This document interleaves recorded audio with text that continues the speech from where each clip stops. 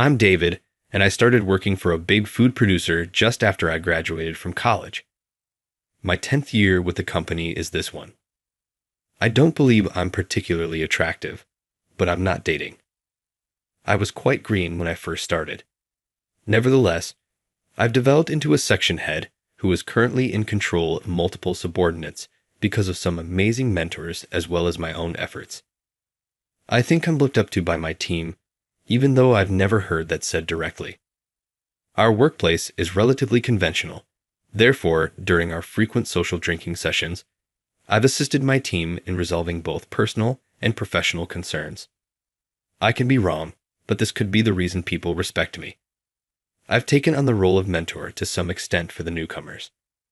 I've been training new hires for the previous few years. However, there's one exceptionally self-assured woman among them this year. David, I need a favor, Ethan, the department head, said to me one day in reference to the new hires for this year. This is how the discussion got underway. It was not so much a consultation as it was a request. What's going on? You've suddenly become really formal. Well, it's about a woman named Madison Clark. Clark doesn't seem familiar. Does it not? Apparently the same name as President Clark.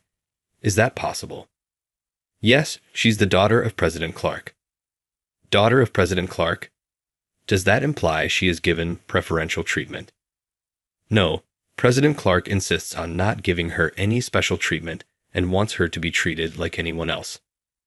Even so, it's going to be a bit difficult to deal with, isn't it? That's the issue. She is the spoilt daughter of Mr. Clark, an incredibly loving father. She is, to put it frankly, extremely spoilt. Ah, the typical traits of a CEO's daughter. Apparently, she's very willful, always gets what she wants, and is moody, refusing to do anything she dislikes. That does seem problematic. Are you saying this because... Wait a minute. You pick things up quickly, Ethan observed with a small smile. She will be placed in your department, and you will serve as her mentor. Ah, so it's already been decided. It was determined that you are the best fit because of your history and your well-known compassion. So that's the circumstances. I am depending on you. Ethan gave me a shoulder pat and walked away. Wait, hold on. After Ethan departed, I went to the break room to get some coffee and clear my head because I was feeling down. Really, without even taking my viewpoint into account? Perhaps I ought to decline. The taste of the black coffee was very unpleasant. However, I hadn't met her yet, so it wouldn't be just to make assumptions based only on hearsay. That thought crossed my mind as I finished my coffee. Well, I might as well accept this as part of the job and give it a shot. I went back to my desk after throwing the empty cup in the garbage.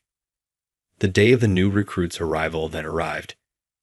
I noticed brand new hires everywhere I looked, all dressed sharply in suits. Their expressions and manner betrayed their uneasiness, which I thought was kind of cute. Our department was also given the expected new hire. I waited, excited to see what kind of person she would be, but it was well past the start time. Particularly considering that new hires were expected to show in 30 minutes early, yet they were nowhere to be found. Everyone in the department felt uneasy since Ryan, the manager, was meant to introduce her during the morning assembly, but was taken aback by her absence. I attempted to get in touch with her as I was her assigned mentor, but she didn't pick up the phone, so I was at a loss.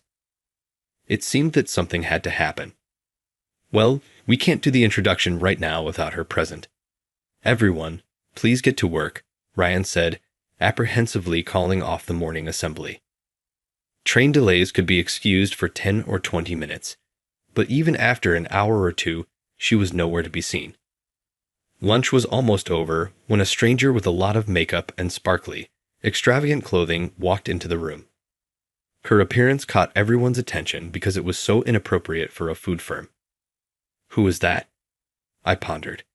The identical notion must have crossed everyone's mind there. The woman entered the room, glanced around, grabbed a neighbor, and asked, "Where's my seat?" I was instructed to start coming here today. Excuse me, but who might you be? I inquired. Are you unaware of who I am? Madison Clark is who I am. She said, I was told to work in Sales Division 3, loudly enough for everyone in the room to pay attention to her. If you're with Sales Division 3, your desk would be over by that window. Is that so? After that, she approached us with assurance. Is this Division 3 sales? Where's my desk located? Ryan got to his feet and ran to her. Madison Clark, are you? This is where your desk is located. You have been assigned to Sales Division 3, where I oversee the Supply Management Division. Are you serious? Is that accurate?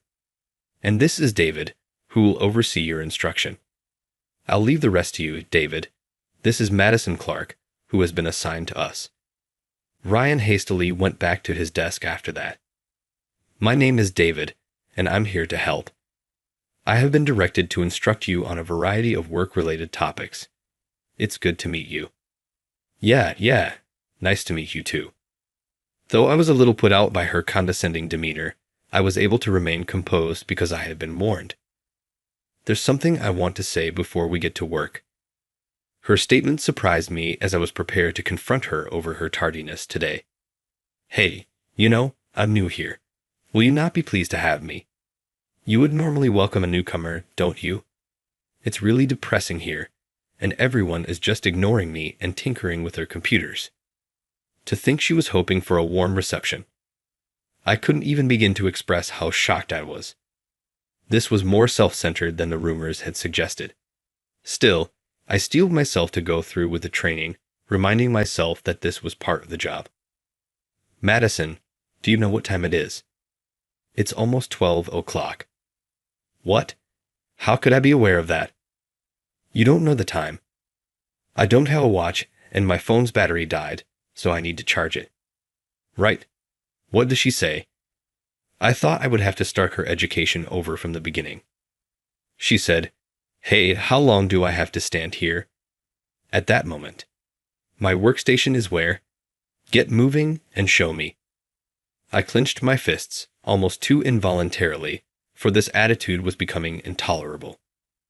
Ryan immediately grabbed my arm after realizing this and tried to comfort me. Rather of acting as a true mediator, it appeared more like he was attempting to salvage face. All right, I'll let you handle the rest, haha. And with that, he was back at his desk like a man avoiding flames. Regaining my composure somehow allowed me to start the actual training, reasoning that, as annoying as this is, I have to get through it as part of the job. First things first, a business computer and your office materials are ready. My workstation is right next to yours. Assemble the computer and stash the supplies within the desk. You can read this guidebook to learn how. Please feel free to ask any queries you may have. She let out a deep breath and reluctantly started to arrange and set up her desk. Yeah, what a hassle. It's me who wants to sigh in this situation. I have been assigned such a difficult new recruit. In any case, she will be working in sales and has been assigned to our department. I was going to start her out by teaching her the ropes. The CEO's daughter expressed lack of excitement when I taught her how to welcome and bargain with clients, asking, Why do I have to perform this kind of work? I can't possibly be inspired by chores like these.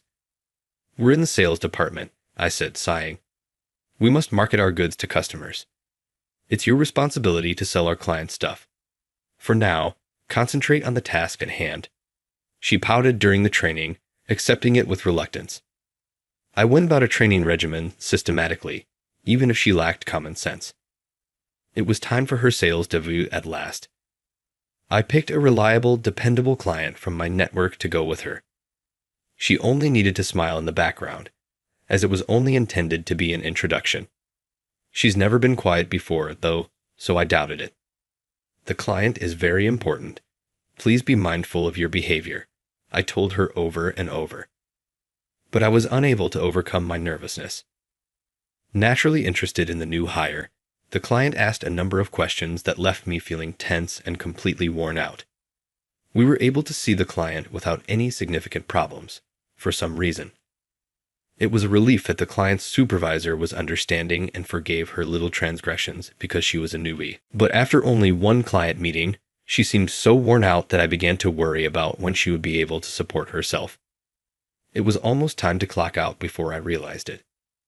Gee, why must I endure all of this? I was thinking about this, lost in thought. All of a sudden, I realized she was missing. Thinking she could have gone inside, I glanced inside the convenience shop, but she wasn't there either. Neither in front of us nor behind us could we find her. I pondered where she could have gone and tried to give her a call, but we had to head back to the office to make a report. "Oh, David, do you need something?" she responded. "Not that I'm in need of anything. Where are you at this moment? We must return to the office to finish the report." "How come?" "However, aren't we already past business hours? I'm taking a taxi home right now." Was I meant to head straight back? Anyhow, I'm leaving for home. Hey, she just hung up after saying what she wanted to say. What a self-centered show. I was desperate for some patience. She arrived late to work the following day, as usual, and I caught her. "Come on in. What's the deal with this suddenly?" "Please accompany me." Despite my severe tone, she grudgingly obeyed with her typical behavior. We went to the conference room, and I forced her to take a seat. "What made you walk away by yourself yesterday?" "Well, I went home because it was the end of the workday, and I didn't want to work overtime. At the very least, let me know before you leave. I will be concerned if you vanish without saying anything. You're scaried, dash. Isn't it evident to leave the office and head home without saying anything? It is common courtesy to notify before departing. Do you not even comprehend that fundamental idea? David, you're frightening me. It goes without saying that with your present mindset, you're failing both personally and in sales. And yesterday, why did you not speak with me? Perhaps you ought to have announced your departure. You already know that you'll become lonely at work. Do you comprehend? You don't have to express it that way, though. You are the one forcing me to say it." I erupted into a verbal storm of rage. We had this conversation for about an hour. Eventually, she stopped talking, unable to respond. However, when I finished speaking, I observed a shift in her attitude. Her fists were clenched tight, her eyes were gloomy, and her mouth was turned down in a frown. Still, she continued to glare at me while snapping her mouth shut and bellowing, "How dare you lecture me?" "Just wait," she exclaimed, storming out the room. I wanted to punch my former self for accepting her training at that very moment. Going to the break room to pass time with a coffee, I'd assumed she wouldn't be back at her desk for a bit. I returned to my desk as soon as I felt it was time. "What on earth did you do to her?"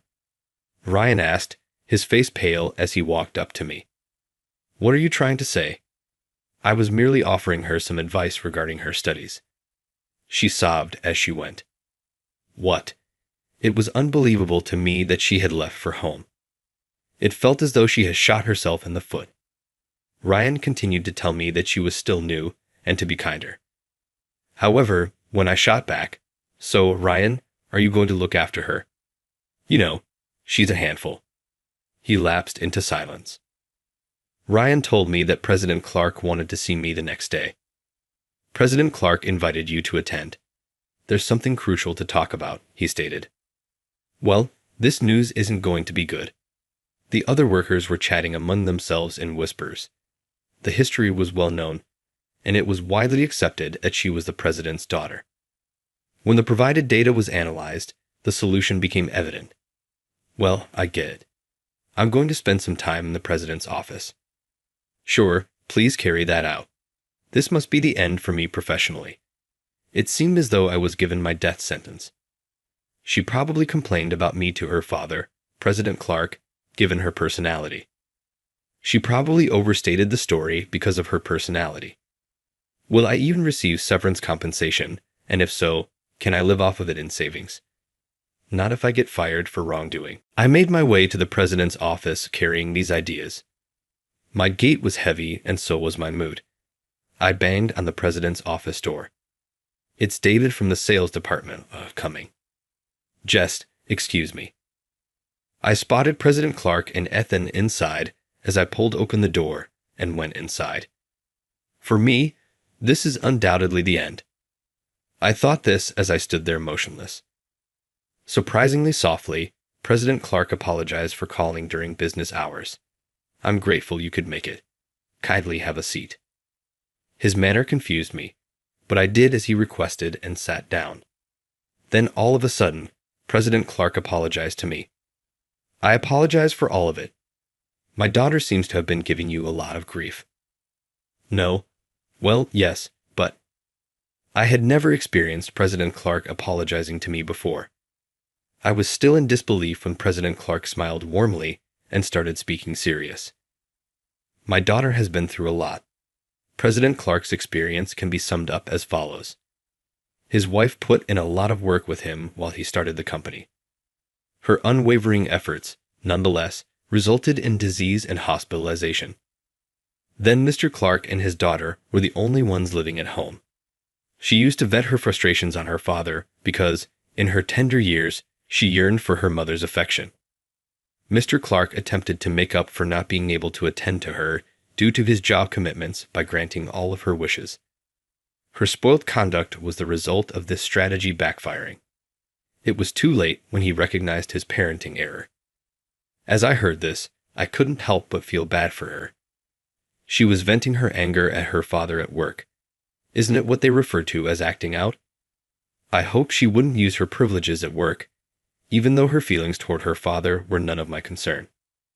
To start with, I'm sorry for entrusting you with my daughter's education. To be honest, I've failed as a father, said President Clark once more.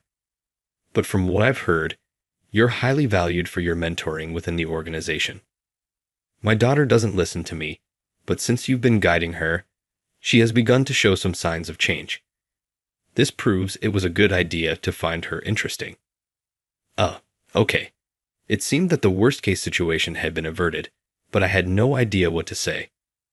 I may have worried you a little because of the situation, but in reality, the reverse is true. I want you to keep working hard. Please treat my daughter with the strictness you require, without taking my status into account. Yes, I do comprehend. I'll work hard to live up to your expectations. President Clark appeared to have realized that his daughter wasn't best served by merely being pampered. How about this? You handle everything pertaining to my kid. I won't stop you no matter what she says, so please keep teaching her rigorously the way you know best. Yes, I do comprehend. I'll try my hardest. Sorry to involve my personal matters, but I'm counting on you. The result caught me off guard, and I felt overburdened with responsibility, but it was also relieving to know that I was entrusted with something so significant. I made the decision to approach her differently. When she casually sauntered in beyond the start time the following day, as usual, I approached her. Madison, do you even realize what time it is? Hi. H. David. Happy morning. Isn't it 10:30? It appears that up until now, I've been too forgiving of you. I'm going to be Thora from now on, so be ready for that. Thora? By what do you mean? Is it really legal for you to say that? I am, indeed. Express yourself whatever you please. To begin with, why are you here at this particular time? The working hours of the company were disclosed to you during your orientation, right? Yes. So what time is our company supposed to start work? 8:50 a.m. You're telling me that you respect the end time, but not the beginning time. Does that even make sense? Well, I'm just not a morning person. At 8:50 a.m., nobody would be here if that excuse were true. What time of day do you typically wake up? Currently at 9:00 a.m. I'm shocked. The commencement time of 9:00 a.m. has already passed. I apologize. Please set your alarm for 6:00 a.m. tomorrow. I aim to arrive at work by 8:30 a.m. every day. You ought to follow suit. What? Not at all. That is not feasible. Furthermore, from now on, there will be penalties for being late. Her face flushed crimson red at the news. She was obviously quite angry. David, are you even capable of that? Are you in the right? Yes, I do. The decision has been made. President Clark has given me complete authority in relation to your matter. This implies that President Clark is unable to influence the choices I make. That is despotism. Power abuse. Yes, I'll utilize my power wisely. There will be fines for being late starting tomorrow. I may deduct money from your paycheck if it doesn't resolve the problem. That's harsh. If the fines bother you, put in a lot of effort in your work. That is all there is to it. Yes, she reluctantly accepted my requirements. It's not your fault that you're late today, but at least dress nicely. All workers in our organization, which handles food, are required to keep a clean workplace. You work in sales. While the client from the other day may have been understanding, not all clients will be. Start by speaking more clearly and dressed correctly. She was muttered something under her breath and appeared to be whining. Do you have something to say? No. I know you may whine all you want, but just control your words. You should act like the working adult that you are. Indeed, I did declare my intentions in front of everyone. But since she continued to look unhappy, I moved the lecture into a meeting room. I started by stressing the value of appropriate grooming. Maintaining a certain level of knowledge about haircut, nail length, and the fundamental common sense expected of working professionals is essential for staff handling food. She responded with objections as I highlighted each problem. Why is my hairstyle not looking right? That shouldn't be an issue as long as it's properly set and my nails are painted nicely, right? At that point, I emphasized how crucial it is to keep a professional manner when working for a food company. The same standard of hygiene and cleanliness is anticipated even if one is not working directly on-site. She argued about personal rights and uniqueness, but I was clear that selfishness and individuality are not the same thing. She was the source of change, else it would be pointless. I persevered with patience. Pay attention to your haircut and nail length in addition to your clothing when it comes to grooming. We all need to exercise mindfulness as employees of food companies, even if we're not working in the production sector. Even my nails and hair do. But I'm not cooking, am I? It is a fundamental idea. Workers in the food industry cannot afford to make a negative impression. Clarity must be maintained, and good grooming is a necessary component of that. I knew, even though she didn't seem to agree. Her agreement seemed encouraging to me.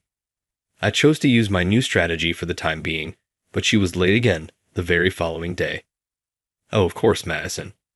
What took place today? I'm on my way, was all that I heard.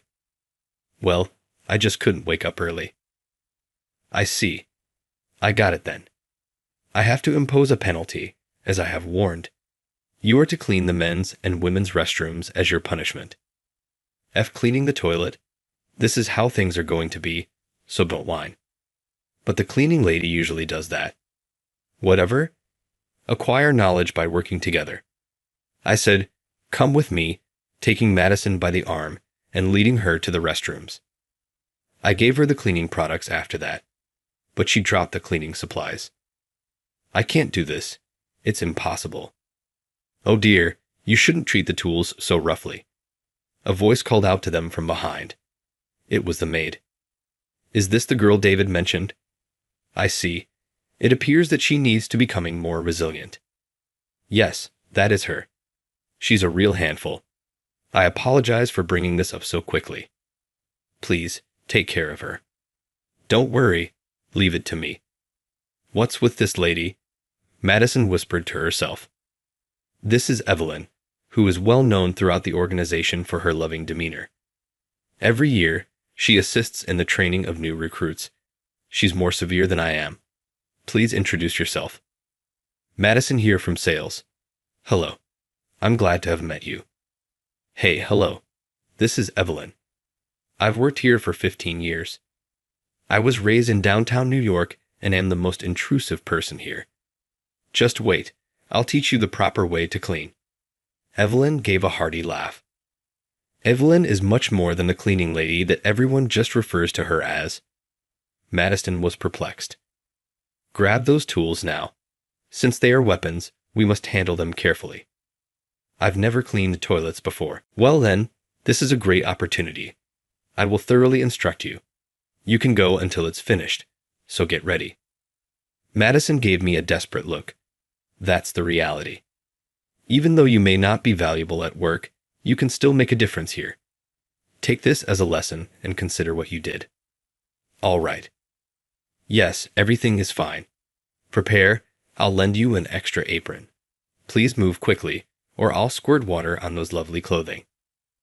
I apologize for the inconvenience and I appreciate your help, I said to Evelyn. Don't mention it. I returned to work, but my worries about the state of affairs prevented me from concentrating. I went to see how they were doing around half an hour later. Look, the dirt won't come off if you just draw circles like that. You lack efficiency greatly. We'll stay here until the morning if you continue on this path. Are you incapable of cleaning? Ensure that the brush reaches the corners. Like this? Madison asked, panting. Yes, that's better, but you need to put more effort into it.